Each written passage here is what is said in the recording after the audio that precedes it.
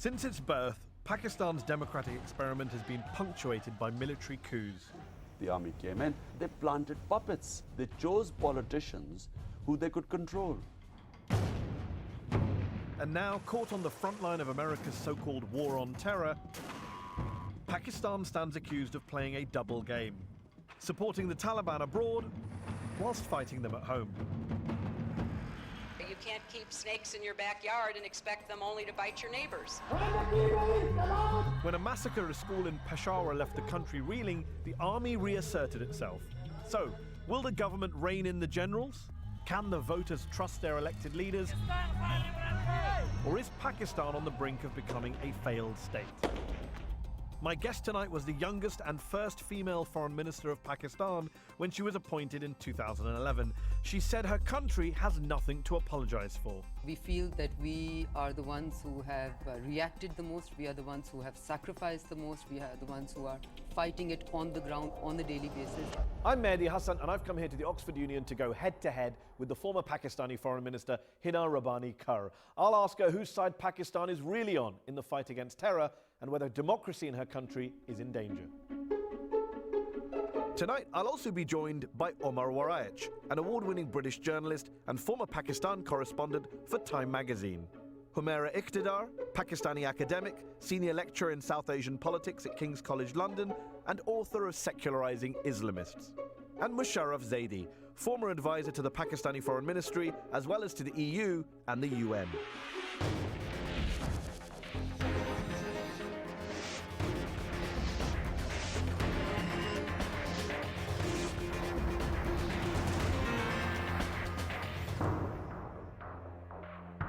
Ladies and gentlemen, please put your hands together for Hina Rabbani Khar. Hina Rabbani Khar was first elected to the Pakistan Parliament at 25. She was Minister of State for Finance and Economic Affairs for 7 years under 2 successive governments and was Foreign Minister between 2011 and 2013. Hina Rabbani Khar, Pakistan, which was founded as a democracy 68 years ago, has been under military rule, military dictatorship for 33 of those 68 years. Today, the country is run by a democratic government. But isn't it true that the military are still running the shots behind the scenes? Mehdi, it is absolutely true that in the case of Pakistan, unlike any other democratic dispensation, the military has much larger role than typically the Constitution of Pakistan would permit. And interestingly, I don't know if you know this or not, but a civilian-made constitution without any amendments has only been applicable in Pakistan for 4 years, since 2010 and now, and before that between 2 years from 56 to 58. What did you do as foreign minister to push back against the military? Did you ever get generals ringing you up, telling you what line to take on this or that policy before you went on a foreign trip? No, I think I was fiercely independent for anyone to call me to tell me which line to take.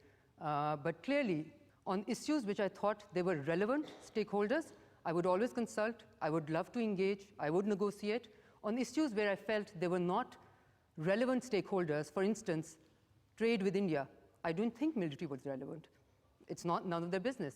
When Osama bin Laden was killed in Pakistan in 2011, you were the de facto foreign minister, but the US administration didn't call you first, didn't call President Zardari first. The first call they made was to the head of the Pakistani army, General Kayani at the time. The US government knows who's running the show in Pakistan and they make their phone calls accordingly. The US government has had a long history of immense fascination with the military of Pakistan. The US government... Because they're running the show? Well, because they propped them up. Because Ziaul Haq, when he came in, Pakistan got the best possible military and civilian assistance ever possible. When Musharraf came in, that was the largest military and civilian assistance that ever came to Pakistan. So the US government clearly has a fascination and a preference to deal with military regimes. Well, when you were foreign minister, if you look at the human rights record during the Zardari time in office, it's clear the army wasn't under government control. They were allowed to operate pretty much with impunity. For example, Human Rights Watch said in 2012 that Pakistan's government has failed to act against abuses by the security and intelligence agencies, which continued to allow extremist groups to attack religious minorities. The authorities did little to address attacks against journalists and committed serious abuses in counter-terrorism operations. When you were sent reports like this from Human Rights Watch, from Amnesty International and others, did you just throw them in the bin, or did you try and take them seriously, and did you investigate those abuses by the army? I will tell you exactly what we did. In 2010, we created a judicial commission with 3 Superior Court judges to investigate this matter. In 2011, we re-established a second commission to investigate this matter, which resulted in the fact that today, from 2,800 missing persons which were reported to the second commission. We have 1,500 cases which have already been resolved. This was done by civilian government. I will tell you another thing. What was also done... How many generals, how many commanding officers were prosecuted? You see, you're very interested in finding out what was the so dynamics. how many were prosecuted? So let me just tell you, how many were prosecuted after Abu Ghraib and after Guantanamo Bay? It's very difficult in most societies to be able to prosecute people who are supposed to be protecting the country. So the lines are very thin. There's a lot of grey area over here. So explain to our audience who are watching at home around the world here in the Oxford Union, can we still call it a democracy? We absolutely can call it a democracy because it is a democracy which is finding its roots, and it's a democracy which is finding its ground. Okay, well, let's go to our panel of experts who are listening here in the Oxford Union. Omar Warayich, you served as Time Magazine's Pakistan correspondent for 6 years. In your view, how democratic would you call Pakistan today, and how influential today do you think the military still is? Oh, it's a fledgling democracy, so there are genuine efforts towards that. However, the military remains preeminent. There's a pattern that happens, which is a civilian government will be elected. They will try something else, like to pursue an independent foreign policy in their first year. They get hit by a political crisis. Then what happens is that to guarantee their survival, they enter a modus vivendi with the army, and they say, we will cede the prerogatives that you wish to control. How do you break that cycle? Can you break that cycle? Well, you need two things to happen. One is there needs to be an absence of war. When there is war going on, the army will claim a preeminent role. The other is to have competent civilian government that produces economic growth. In Pakistan's history, you've had neither. Not even Hina's government? Certainly not. Okay, we'll come back to Hina in a moment. Musharraf Zaini, you actually were an advisor to the Pakistani Foreign Ministry. You were in government, I think, at the same time as Hina. Do you feel the military were pushing you around at the time, or did you feel that you had control over them? I'm a lot more sort of positive about the experience. I think that there was some really, really big issues on which, under the leadership of Foreign Minister Khar, we were able to redefine the way that foreign policy is structured in Pakistan. There's a long history to the bitterness between Afghanistan and Pakistan, but the redefinition and the repositioning of how Islamabad and Pindi relate to Afghanistan, that happened on Hina Rabbani Khar's watch, and it happened not because the military was ready to jump in. The military, frankly, needed to be convinced. Dr. Humaira Iqtidar, you're a political scientist at King's College London, author of a book on Islamist parties in Pakistan. Do you think the government Hina was part of did enough to rein in the military, and subsequent governments, to hold them to account? She's talking about the constraints she was up against. What's your view? I think it's been quite a mixed record, but certainly for the Zardari regime, which Hina was part of, the problem was that there was absolutely no clarity of policy. The war on terror that General Musharraf's regime supported was actually something that Zardari regime had absolutely no alternative to. You know, it continued with similar policies, didn't question the war on terror, the fundamentals of the war on terror, the reasoning, the strategies, the success of those strategies. And that emboldened the military in your view? And that the war on terror has ultimately been most helpful for the military in Pakistan. Hina, you lacked clarity and you lacked competence. Mm-hmm.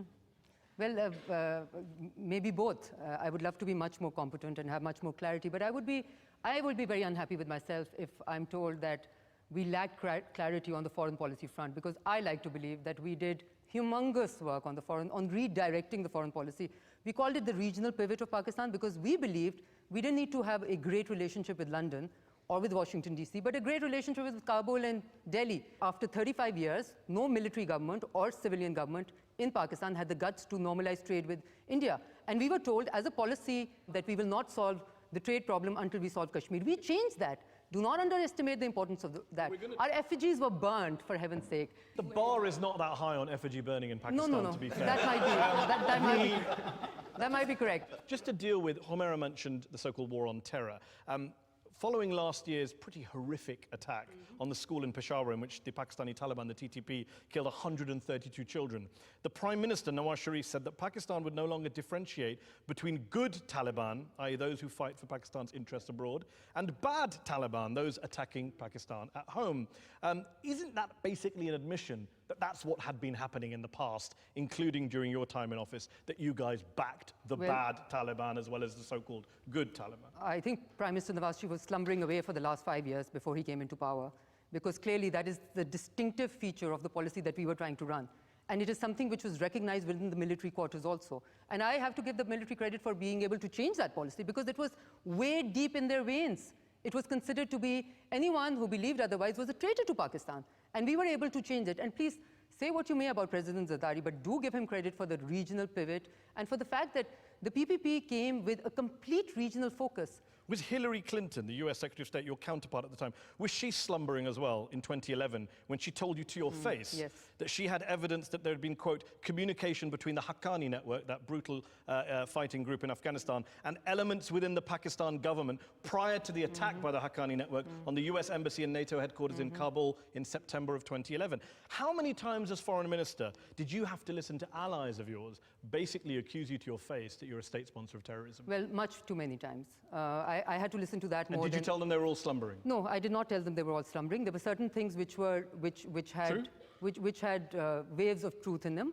Waves of truth? Yeah, which were partially relics of the past, I believe, which were superimposing on what the present was. Okay, I will tell you one thing. Pakistan did not have the ability, Mehdi, to be able to take on every terror network within the region all at the same time. No, I think no one's asking you to get to fight all of them, but you didn't have to sponsor and fund them as well. And as far as sponsoring and funding them was concerned, clearly that I would like to believe that under our watch, that was not the policy direction at all. So when the chairman of the Joint US Chiefs of Staff, Admiral Mike Mullen, told the Senate in September 2011 that extremist organizations serving as proxies of the government of Pakistan are attacking Afghan troops and civilians and US soldiers, the Haqqani network is a veritable arm of the ISI. Was he slumbering too? No, he was misguided. Okay? Because I believe, and I think history will prove us to be correct, that Pakistan was scapegoated fantastically for all the ills and the wrongs of the war in Afghanistan. On drone strikes, what is your view of US drone strikes on Pakistani soil against Pakistani militants and Pakistani civilians? Are you a supporter? We said that drone strikes are counterproductive. What does counterproductive mean? It means that they are actually fueling extremism and assisting people to attract more people towards extremism.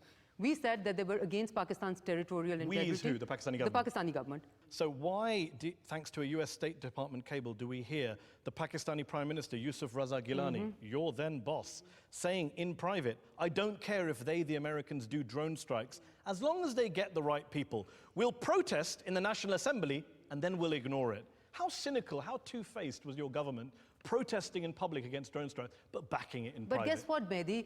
I was the foreign minister. The prime minister never said this in the room when I was in the room. What does that say to you about your status within the government? No, I was pretty much in every important meeting. So apart from the one where he said, I like drone strikes. I was foreign minister from 2011, March 2011, till the end of our term. But what I'm saying is that I'm not going to. You were Minister of Finance in that government. Yeah, I probably was. So will you condemn your Prime Minister I'm not willing to believe that he would say a thing like this. I really am not. So it's made up? No, possibly, could be. Why not? Okay, so when President Zardari said to journalists on the record in 2010 in Lahore, there are no differences between Pakistan and the US over any issue, including drone attacks. How does that fit with what you were saying a few minutes ago? I think what he was referring to was the fact that the US also believes that drone strikes are not a permanent solution. And they do. Okay, let me give you a statistics. For 47 people who were on the hit list, what they call the high-value targets, between Yemen and Pakistan, the US, according to the most conservative reports, killed 1,147 people. How is that? What does that say to you about propelling extremism? I agree with you. I'm saying to you, I think drone strikes are bad. Sure. The problem is your government in private didn't seem to think they were bad. What I'm saying is that... The president, when he talked to reporters, the president told Michael Hayden, CIA director, President Zardari, collateral damage worries you Americans. It does not worry me, in reference to drone strikes. Not in the room. Not you weren't in the room. I was so not Zardari, in the room. Gilani, they take all these decisions, but they don't tell you, what I'm the saying foreign is minister. that I refuse to believe and you that... go out into public to say drones are bad while they're in the back going, what I'm drone, saying drone, is, drone. What I'm saying is that it is... I mean, explain to me how it works. I'll have to clap you. Explain to me how it works. Explain the situation. Okay. What I'm saying is that it is not possible for me to believe that things change so much because of my presence in the room or not. So what I'm saying is that some of these things could have been misrepresented or misreported. Humaira, misrepresented, misreported. What is your view on the relationship between the Pakistani government and drone strikes? I think if we take away the question of misrepresentation, we're still left with the fact that in actual fact, drones intensified. During Musharraf's regime, we have way fewer drones than during the Zardari regime. President Bush and President Obama had a very different perspective on drones. And President Zardari's time, President Obama happened to be the president. That's right. But And at the President same time, Musharraf's time, President Bush happened to be the president who believed in maybe troops on the ground, putting his President people... Zadora, your president couldn't say, no thanks, we don't want these drones. You know, we have a parliamentary resolution which was probably unprecedented in the history of Pakistan, which clearly stipulated that no one in Pakistan is authorized to give any acquiescence to drone strikes until and unless the parliament ratifies And it. yet, leaked documents from the CIA in 2013 showed that the ISI was helping the CIA pick targets for drone strikes in Pakistan. This is pre the parliamentary resolution and pre Okay, our let's government. go to Musharraf Zaidi. Just moving on from the wider issue of drone strikes that Humaira touches on, there is this constant accusation that Pakistan is playing a double game. On the one hand, it's saying we're with you in the war on terror, we're sacrificing our soldiers, we're fighting against the Taliban and other groups. On the other hand, they're supporting those groups, they're turning a blind eye to what those groups are doing. How do you respond to that charge? A country is supposed to fulfill its own interests and pursue its own interests above and beyond any other country's interests. So the issue, this whole concept of a double game comes from the standard presupposed assumption that somehow Pakistan's game should be to fulfill what people that live in Washington, D.C. want. But Pakistan's game is not to fulfill... to be an ally of the United States and take $20 billion from the U.S.? First of all, it wasn't $20 billion. Second of all, actually, Pakistan was forced because by the admission of the former president of Pakistan, the military dictator Musharraf, and by admission of U.S. authorities themselves, they threatened to bomb Pakistan back to the Stone Age. The blame for drone strikes has to be on the party that's conducting the drone strikes. And also the party that's helping them, if the party is indeed helping them. Pakistan is a victim of drone strikes, not a perpetrator. Not if Pakistan is helping the U.S. with those drone strikes. Would you accept that? I don't think there's enough proof that, Okay, that let's Pakistan bring in has helped. Omar, you've heard what Musharraf has said and Hina said. What's your response? Well, on the drone strikes, I mean, Pakistan could easily deny the airspace. And recently, there was a TTP commander who was killed on the Afghan side with intelligence provided by the Pakistanis. So, I mean, that answers that case. And when it came to militants, they targeted the ones that they fought the ones that they had to, they appeased the ones that they could, they ignored the ones that didn't touch them, and they discreetly supported the ones who fought across their borders. This was part of a strategy to try and maximize influence in the region. Did it work? Because some people talk about blowback. You have the TTP now blowing stuff up. No, but we have to be... Oh, the TTP certainly was blowback. It depends what situation you're looking at. And I think this is actually the reason why, yes, you did try a regional pivot, but Pakistan remains massively isolated, internationally and regionally. You know, interestingly, one doesn't tire from hearing how much blood the world has given in terms of trying to reform Afghanistan. 3,500 or even less than that, is the total number of ISAF soldiers who have lost their lives in that time period. In Pakistan, 6,000 soldiers and policemen have lost their lives in the same period. I bet they were fighting people that they created themselves. I bet at the same time they were funneling them, they were giving them arms and ammunition and money, and at the same time they were fighting them. Hold on, you're conceding that the people who died fighting in the Pakistani armed forces were fighting people that they helped create. You're conceding that. No, I'm not at all conceding that. I'm saying how remarkably sadistic do you think we are to be able to even give us an argument like this? It's a starkly evident which you're refusing to see, Mehdi. Pakistan's job is to protect its own people before the United States of America. And you're not doing that good a job of that, are you? But I think that's where we have failed. No, what I'm saying is... Because the tribal areas, I mean, the statistics are of the supposedly approximately 4,000 people who've died, only 726 have been named. Of those, only about 169 are alleged militants. They are disproportionately affecting civilians. As foreign minister, you never took this up. The only issue that you did take up was of America. Humaira, you were clearly not following me as foreign minister for you to say that. No, really. I'm going to take anything else because I believe I was a major factor in ensuring that there was no double facing on Pakistan's drone policy, because I take myself seriously and I take the trust and the responsibility of the people of Pakistan that is put in me as an elected member very seriously. Let's stick with the subject of double-facing, the accusations that are made against your government. You were the de facto foreign minister during the US raid on Osama bin Laden's compound in Abbottabad in May 2011, in which he was killed. When you got the news that bin Laden was killed, were you surprised, shocked even, that he had been found in Pakistan? Or was your reaction more like, uh-oh, they found him in the place we kind of knew he was, but we didn't want anyone to know? Which one was it? What was your reaction on the morning? It was completely, I think shocked would be underselling it also. I mean, we went still. We didn't know what happened. And we went still. We didn't know how to react also. Your own former cabinet colleague, ex-defense minister Chaudhry Ahmad Mukhtar, said in October that President Zardari and the head of the Pakistani army then, General Kayani, both knew that bin Laden was in Pakistan. Yeah. Did you know, or were you not in the room? No, he was not in the room. He was not in the room. The defense minister wasn't in the room. The defense minister, the fact is the defense minister was not in the room and I was in the room. That's a fact. And I can assure you the defense minister doesn't know the first thing about what, the former defense minister doesn't know the first thing that he's talking about. And why was he appointed about defense this minister? particular, it's slightly embarrassing when you say that the defense minister of your government didn't have a clue. It's up to the government to appoint the defense minister. Yes. By appointing someone, and this is the defense minister who said he found out about the raid because his daughter called him from New York. yes. Umar? That's how he found Umar, out. let me deal with this hold on, let's deal with the to fallout. appoint this person and then argue that they were in control of I policy want to- and You they made the didn't give point. the army any room is just risible. Can I just respond to Okay, that? please do, briefly, and Umar, then deal I with... completely agree with you on this one. The defense minister in Pakistan is the most ineffective minister who knows nothing about the defense or the foreign policy of Pakistan. That is a fact. That is I'm my not going next to deny guest that. on this show. Please go get it. Go get And it. I'm going to open with that intro. Just deal with the bin Laden point. That's a fact.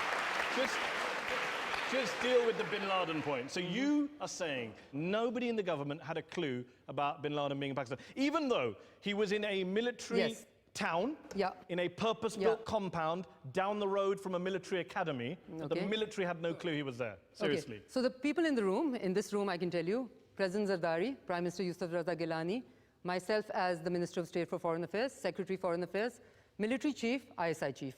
6 people in the room, right? Either all of them had to be fantastic actors who must get job in Hollywood or at least Bollywood, because they all made a great pretense of being still and shocked, like I explained to you, and not knowing how to react.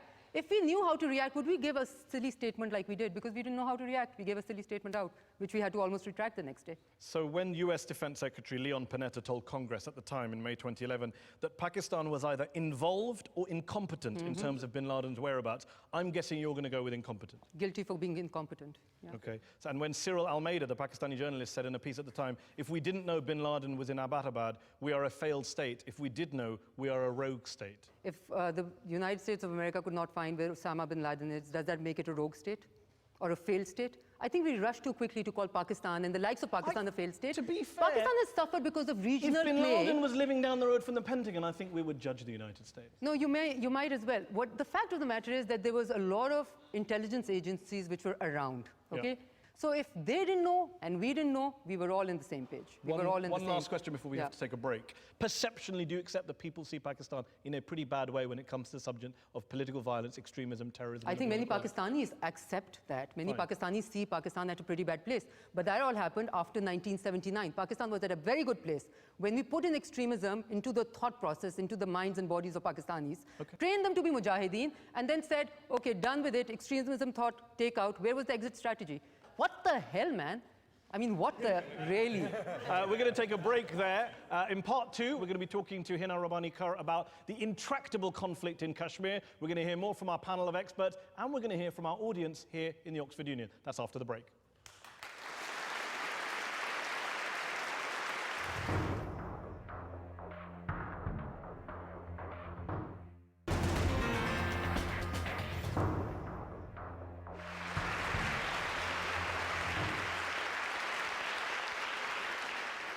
Welcome back to Head on Al Jazeera. We've been talking about Pakistan with the country's former foreign minister, Hina Rabbani Khar, who's here with me in the Oxford Union. We've been talking about drone strikes, the role of the military, the raid on bin Laden.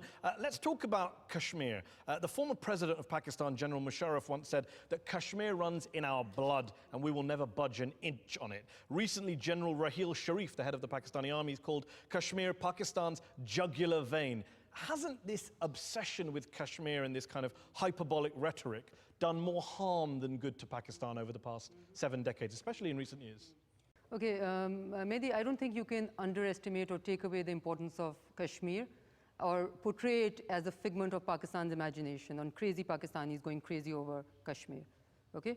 We have Resolution 47 of the Security Council of the UN to prove, on a request of the Indian government who went to the Security Council asked for a certain number of things to be done, which included the holding of a free plebiscite, which late would determine, 1940s. Yes, it was in 1948 to be precise, and then there was another resolution in 1950, and then there was another one, and this has been a constant theme, right? Would you agree that the military's role in Kashmir policy, especially in terms of backing various insurgent groups, has been a very violent insurgency, killed tens of thousands of people since the late 1980s. Do you think that has been a way for the military to control foreign and defense policy in Pakistan, subvert it even, have a bloated budget beyond what really it should have? Pretty much a lot of academic work, and academic work even by Indians, proves that the Kashmir insurgency in some ways was instigated by the government of India more than by Pakistan, that they made it happen. Okay, but deal with my specific point about the Pakistan military since, over the last 25 years. The Pakistan military obviously will have a very different view on any issue which has to do with territory than a politician, right? Because we would try and find a non-military way to deal with the situation. And that's why within the constitution, the military has a certain role, and the parliament has a certain role, and the executive has a certain role. But even non-militarily, there's certain provocative things you can do. When you went to India yourself in 2011 as foreign minister, you kicked off your visit not by meeting your Indian counterpart or meeting with the elected Indian government, but first by meeting with Kashmiri separatist groups. And what's the harm in that? You don't think Pakistani foreign ministers meeting separatist groups before they meet their counterpart is provocative at all? Absolutely not. You didn't They know? are part of you were shocked when people were upset when you arrived. They're part of the dialogue process. Why is Hafiz Muhammad Saeed, founder of Lashkar-e-Taiba, a banned group, banned in Pakistan and internationally, leader of the now rebranded Jamaat al-Dawa, he has a $10 million bounty on his head. He's on the UN and the US terrorist watch lists, and yet lives a pretty normal, free, middle-class life in the city of Lahore. He holds public meetings, he goes on TV. How does that work? As far as LET is concerned, believe me, we had zero love lost for them. And Hafiz Saeed, I don't think With has respect, anything... what I believe is irrelevant. This man is wandering around a free man, saying some outrageous things, doing press conferences. He's got police protection. Why? I think he's been tried. I don't think the But he's a free man right now in Lahore. Clearly, the courts let him go. Why? The judiciary in Pakistan is free, and our system is very similar to that of India. So please, when you... You have plenty of anti-terror laws that allow you to round up hundreds of people all the time. Amnesty says there are several hundred people detained without charge in Pakistan. Many people would say you detain lots of people you don't like, but this guy you don't detain, and they'll draw their own conclusions from that. I'm just going to say that Hafiz Saeed is not somebody I'm willing to protect in any way on this show or elsewhere. But so when you were in government, you did not lock him up. I did absolutely try my absolute level best to make sure that he was not somebody that the state of Pakistan associated with any which way.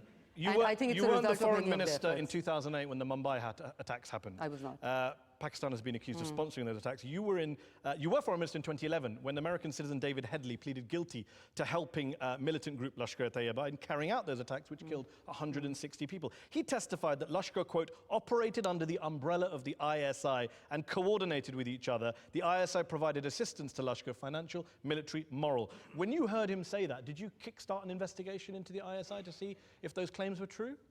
I think we were briefed as to the credibility of those claims, and he was considered to be a double, triple type of an agent sort of a person. Isn't that more of a reason to investigate his claims? Who had very little credibility. You said you got briefed. That's not an investigation. Yeah, the briefing is what they told you the briefing is what we asked for. Yeah. And they just said, we didn't do it, and you said, that's fine. As I said, I think we directed a change of policy, which is showing its results. results. But you didn't hold anyone to account over the Mumbai attacks. You're not accepting that argument. I'm asking, did you hold anyone to account over the Mumbai attacks? I'm saying that we tried to push as much as is possible. I still believe today, I believed at that time, that it was in Pakistan's best interest to get a resolution to the Mumbai trial. It was in our best interest. It took a long time. But I can remind you of the fact that the Samjhota Express trials are still ongoing in India. Them and us have a very similar judicial process. Okay. So unfortunately, we cannot kickstart or push judicial processes when judiciaries are independent. My point was that when you want to bend laws to arrest and detain people, you do it all the time. No, we go to the parliament. Please don't say that, Mehdi. I would hold you accountable for that. We go to the parliament. Hold me accountable, but not the ISI. Yes, because... No, I don't want to laugh this matter away. Let me explain. Please let me explain. The difference between Pakistan of the 1970s or 80s, when military regimes was there, was that the military did not need to get laws passed through parliament to get military courts on. But now they have those powers. Now they have to go to parliament. That is accepting the sovereignty. Under the Protection of Pakistan Act and under the Action in Aid of Civil Power Regulation, the military has the power to round up people they suspect in counter-terror operations. And they have to go to parliament to get ratification. And they didn't round up Hafiz Muhammad Saeed, is my point. They didn't round up lots of other people. That is something that So that's the only point I was making about legal processes. One last question before I go to our panel. President Zardari said in 2011 that 35,000 Pakistanis have been killed in militant attacks. Many of them, a lot of people would say, by fighters coming home from Kashmir in blowback. People who were armed, trained, radicalized radicalized in Kashmir, they came home, brought that expertise, that ideology, that violence with them. Is that a point you would share? No, I would share it on the other border. And I think you are selectively choosing to use it on the eastern border, whereas the reality was that it was on the western border. It was the arms and ammunition and the money which had come from all over the world, which had gone to train people to go and So fight. only from Afghanistan blowback, none Absolutely. from Kashmir? Okay, let's From put that Kashmir, I have already said that it was our policy to ensure that there was no instigation on that Fine. end, because we were trying to pursue the path of negotiations. Let's put that point to our panel. Umar Waraich, you served as Time Magazine's Pakistan correspondent for 6 years. Blowback from Kashmir. Do you believe there's been blowback from Kashmir for Pakistan? Oh, there's certainly been groups and militants who have fought in Kashmir and then subsequently fought inside Pakistan. I mean, that's documented. There are people from JEM, from Huji, from these other groups. You can find them. They've been on Pakistan's kill list. They've been on Pakistan's most wanted list. So that point. And in terms of Hina's point about genuinely want to resolve it bilaterally through trade, how would you divvy up responsibility? Well, it's an intractable problem because Pakistan wants to raise the Kashmir issue because it embarrasses India. Pakistan can assert some moral authority over India in that way. But the problem is that Pakistan's so isolated. It's the only country that is actually saying this. They can't get anyone else on board. By contrast, the Indians know that this is an inconvenience, a source of embarrassment, but they also know that they're economically strong enough to ignore Pakistan and to make sure that other people ignore Pakistan. Musharraf Zaidi, you were an advisor to the Pakistani Foreign Ministry. Omar says that Pakistan has been trying to use Kashmir to embarrass India, and yet India's managed to shrug it off. I'm guessing you disagree with that analysis. The problem in Kashmir is India, not Pakistan. Even if we accept the Indian claims over Kashmir, particularly if we accept the Indian claims over Kashmir, then it's an entirely Indian problem to solve. Yes, Pakistan made some very, very poor choices in supporting various militant groups at a certain point in time, especially during the 90s. But other than that blemish, the record that Pakistan has on Kashmir is actually something that as a Pakistani, I'm proud of. I'm proud of the fact that I belong to a country that stands up for people's rights, particularly when it comes to Kashmir, because that's the one place where nobody else is willing to stand up. Not the British, not the Americans, not the Saudis, not the Iranians, not the Burmese or the Afghans, only the Pakistanis. Let me put that point to Dr. Humaira Iqtidar, political scientist at King's College London, author of a book on Islamist parties in Pakistan. Do you believe that Pakistan's role in Kashmir has been a wholly positive one on the support of oppressed peoples? At the popular level, there is immense support for the Kashmir issue, and of course it is an issue in which the Indian government has played a very reprehensible role as well. My concern has been, and particularly with regard to the Zardari regime, that since they did not question the war on terror narrative, since they let the military play out its responses to the war on terror, since they actually led to a militarization of all policy in that way, they've handed Kashmir on a platter to India. Because now, every time we have a conversation about Kashmir, India says, oh, but your country is a terrorist country. And you need to actually fix terrorism before I let Hina respond to that, very briefly, do you believe the Pakistani military has no interest in a solution in Kashmir? Because as long as it's going on, it gets resources, it gets status, it gets to control policy. Do you share that? I think the Pakistani army is actually in a slightly complicated situation with that, because on the one hand, they've motivated generations of soldiers with the whole question of Kashmir and independence for Kashmir, etc. And at the same time, we see that the people of Kashmir are not necessarily now looking to join with Pakistan anymore. Well, yeah, let me put that specific point. The problem is Kashmiris aren't exactly massive fans of your country. A poll in 2010 found that only 50% of Pakistan-administered Kashmir, Pakistan-administered Kashmir, want to be part of Pakistan. Only 2% of the people in Indian-administered Kashmir want to be part of Pakistan. I would be very happy if the Kashmiri people get the choice to choose between India, Pakistan, or an independent state. So you would have an independence question? I would be very happy if they choose an independent state or to go with India. I just feel was that policy under your government? Just to clarify, was that policy? That is absolutely the policy. I have three questions: India, Pakistan, independence. Exactly. Just before I go to the audience, just clarify for me, explain to me, is the current position of the Pakistani government to have a referendum in Kashmir with 3 questions on the ballot paper? What I'm saying is Pakistan is committed to the Kashmiri people getting the right to choose. Between India, Pakistan and independence? That is the policy of the government? We are completely committed to the United Nations Security Council Which doesn't have resolution. a third question. That's what I'm wondering. It doesn't have a third India question. Or Pakistan. In India the resolution or Pakistan, says India, Pakistan. You've introduced a new option. That's not part of the resolution, but what I'm saying is that As far as the Kashmiri people are concerned, your view is there should be 3 that is questions. absolutely my view. And was that your view when you were in office? That was my view when I was in office. Okay, let's go to our audience who've been waiting very patiently here in the Oxford Union. Let's go to the lady just here, 3rd row in the front. Here, yes. Your party, PPP, champions democracy but fails to, in substance, implement it even within your own party. One Bhutto follows the next. You yourself are from a political family. How do you expect there to be meaningful change in the country if the people in charge of that change got there because of who they're related to rather than what they've done for the country? I don't think you can singulate Pakistan in that Hillary Clinton will be following President Bill Clinton. There are many, many examples all over the world. To be fair to Hillary Clinton, she served as a senator and Secretary of State. What did Bilawal Bhutto do before he was put in charge of the party? I believe he was a university student at the time. Yes. In this great town. No, in Pakistan, his mother is right there. So is that why he got the job? Therefore, no. I think clearly the fact of the matter is that in Pakistan and in all developing countries, it does matter where you were born. Okay, I have been born to a privileged background, and I will not take that away from the fact that, oh yes, I built every step of the way here. I got there because I was the daughter of a father who was already a politician. That is the fact. That is the reality. How are we changing that? By giving opportunity to more people who are not maybe as privileged as I have been, right? And by institutionalizing those changes. For instance, in Parliament today, there are women who are nominated through political parties, and many women from middle-class background, even lower middle-class background, make it to Parliament. So they can institutionalize those changes. So Pakistan, don't judge Pakistan for where it is today. Judge Pakistan for where it is going. Just on Bilawal Bhutto, when he was appointed to run the party, he was a university undergraduate. What was your reaction when you heard that news? Were you still like you were when you heard the Bin Laden news? No, I was not. Were you shocked? No, not at all. I think it was very thought, expected. Our great leader, I defer to this boy. I thought it was the most expected thing to do. I'm being honest with you. It was the most expected thing to do. The Pakistan People's Party runs on the Bhutto name. That's a fact. Okay, let's go back to the audience. Let's go to the gentleman here in the front row. Hundreds of Ahmadi Muslims in Pakistan have been killed simply on grounds of faith, whether it's in their mosques, their homes, or places of business.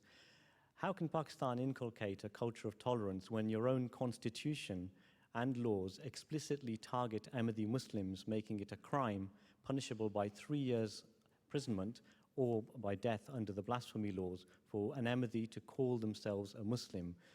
Isn't it time Pakistan repealed these laws and ended its state-sponsored persecution of Ahmadis? Okay, I'm embarrassed to be a Pakistani when I remember the fact that the white in our flag represents the right of minorities. And Qaeda-Azam Muhammad Ali Jinnah, even before August 1947, said that you are allowed to go to your mosque, you're allowed to go to... It is not the business of state, he said, to question your religion. I'm embarrassed that we've done to minorities what we've done in Pakistan. I will accept it. So just to be clear, in terms of policy levels, things like a Pakistani goes to get a passport and has to declare that Ahmadi is a non-Muslim, that's an outrage, is it not? I think that is completely unrequired. That's my personal view. Okay, let's go back to the audience. Gentleman here in the second row with the glasses. Hi, I'm David from Index on Censorship. The Pakistani Supreme Court's recently called for reform of the blasphemy laws. We welcome this first step, given the way in which the law is used disproportionately against non-Muslims, abused to fulfill personal vendettas, and in a way that encourages extrajudicial punishments, including killings. But isn't it about time that Pakistan altogether abolished a law that is both counterproductive and wholly inconsistent with the basic rights of free expression, freedom of religion, liberty of conscience? Okay, can I correct your facts before I respond to that? It is not disproportionately bent towards minorities, and I'll give you a simple fact. Apparently, in a period of 2 years, and this is when I was in government, so this is like two years back, there were about 300 cases under the blasphemy law which were put there. Out of that, there were 9 or 10 which were against minorities, and the rest of them were apparently against Muslims. And there's not a single person within Pakistan who has been punished under blasphemy law, okay? So the blasphemy, I'm not going to try and justify blasphemy law. But your colleagues were murdered. Sorry? Your colleagues were murdered. Yes. Salman Taseer and Shahbaz Bhatti were both assassinated. They were quote-unquote punished. And your government did nothing. Yes. At that time, our government believed that that was not the time to propagate this issue further because we could not get any results. So what happened to the memory of them? I'm just telling you, I feel that in this year, in 2015, the Supreme Court judgment on that particular issue, it basically vindicates the stance that we took. Why didn't you change the law? During Musharraf's regime, during Musharraf's time, there was a real effort to try and change the law. There was huge resistance against it, okay? And they tanked. We tanked. right? That's, again, a reality. We need to get Pakistan out of this atmosphere of extremist thought and people fighting each other, create the circumstances, and I think this will be a natural step that Pakistan will take. I want to go back to the audience, but very quickly, a genuine question. Was it because you feared for your life? A lot of politicians saw what happened to Salman Taseer, said, I'm not going down that road. I think at that time, it wasn't fearing for your life as much as... High-profile people were being killed. No, I'm talking about the Musharraf time. I'm talking about Salman Taseer. At that time, people were scared for their lives. People were being killed right, left and center. Everybody was scared for their lives. Okay, I'm going to have to go back to the audience. We need to get some more audience questions back in. Let's go to the gentleman here. I just had a question about Afghanistan. Does Pakistan have any interest in seeing a stably democratic Afghanistan, and do Pakistan's leaders have any vested interest in the continuation of the global war on terror? I think it's a wrong question to ask. I mean, Pakistan is probably the country which is the most affected because of instability, war, and strife in Afghanistan. Whatever happens in Afghanistan, within minutes, within seconds, permeates through the borders and enters into our country. So we have zero interest in strife in Afghanistan. Fine, let's go back to the audience. Let's try and get some more questions and shorter answers. Lady here. In February 2015, General Musharraf admitted to Guardian that during the Karzai's regime, Musharraf's government was working against Afghanistan and ordered intel service intelligence to train the Taliban and undermine Afghan government. The question is that why this controversial policy of love and hatred toward Afghanistan? I would not believe General Musharraf is dumb enough to say something like that on record, even if he was doing it. So I cannot respond to that. He did. Well, then why would I explain anything? He's dumb or dishonest? Well, you were in his government. No, I was clearly not anywhere close to the foreign policy or security policy. Come on, every time there's a difficult question, you're either in the room or not in the room, depending on how difficult the question is. Let's go, that lady there's been waiting. Let me go to the lady, yes, you with the glasses.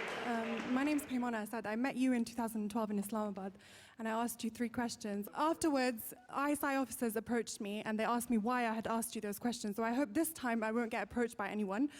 So my question is, you sit there and you say that you don't justify civilian deaths, but recently, Akhtar Mansour, the leader of the Taliban, the Afghan Taliban, has been known to be injured and is being treated in a hospital in Quetta, which is in Pakistan. Osama bin Laden was found in Pakistan. Jalaluddin Haqqani is in Pakistan. Mullah Omar died in Pakistan. So how can you justify civilian deaths? There are 3 million Afghans who are living in Pakistan. Pakistan has tried very hard to put a biometric system in place. Pakistan has tried very hard to fence the border. Pakistan puts 196, or even if that number, 391 border posts to check the movement of Pakistanis and Afghanistanis. And what does Afghanistan do? Put 109 border posts. So we have tried very hard to convince our Afghan friends that it is in our interest, both of our interests, to ensure that this border is manned properly. So you stop blaming us for whatever happens in your country. They have refused to do that. And stop blaming us. Stop blaming us. Not taking this blame. Okay, this gentleman here has been waiting for a while. Something that's affected me and my family at a very personal level is the systematic and ongoing genocide against Shia Muslims in Pakistan.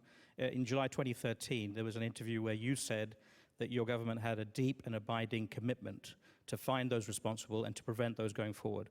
So can I ask what you specifically have done when you were in government to prevent those attacks, and why those have been those actions were so unsuccessful, because we still see increasing attacks and genocide?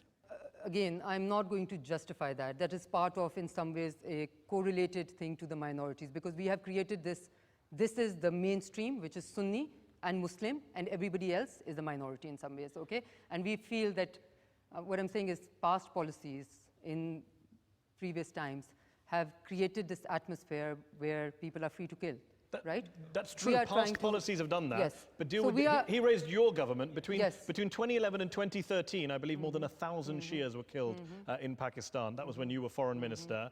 What practical steps did you take to say, okay, we're going to protect this minority that's being killed?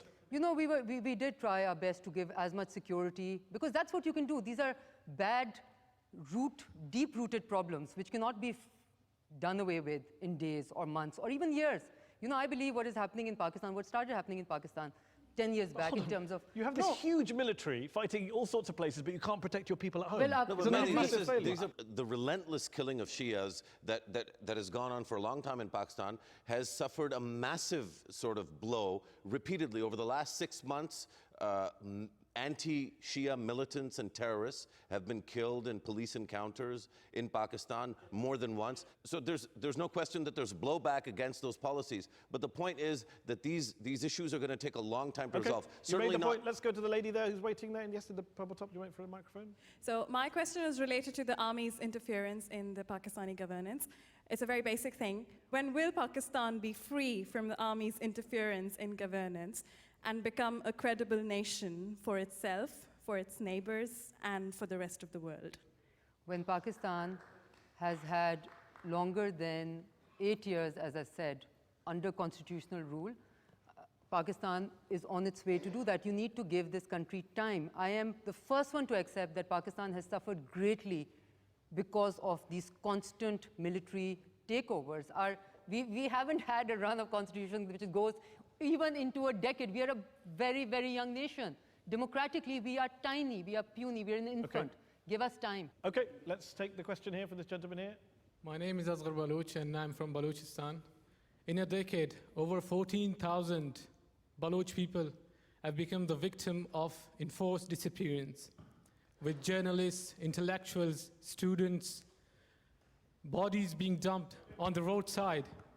And my question is, either we have to believe that your government was complicit in the atrocities, or you have just adopted a silence on those atrocities. Yeah, in 2008, when we come into power, President Zardari announces ceasefire that lasts for 6 months. So clearly we are complicit.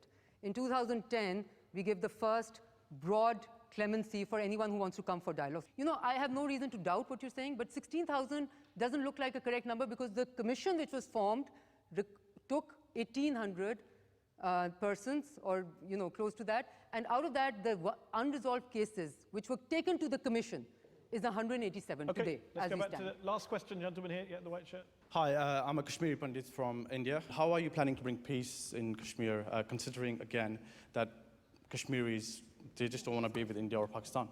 We just want them to have the right to choose.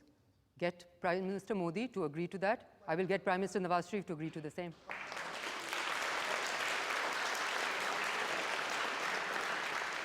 On that perhaps optimistic note, depending on which angle you look at it, we're going to have to leave it there. Hina, Rabbani, Khar, thank you for joining me on Head to Head. Thanks to our panel and audience here in the Oxford Union. Head to Head will be back next week, and we'll be talking about India, which I'm sure Hina will be pleased to hear. We'll be talking about India on Head to Head next week, so do join the program again then. Good night.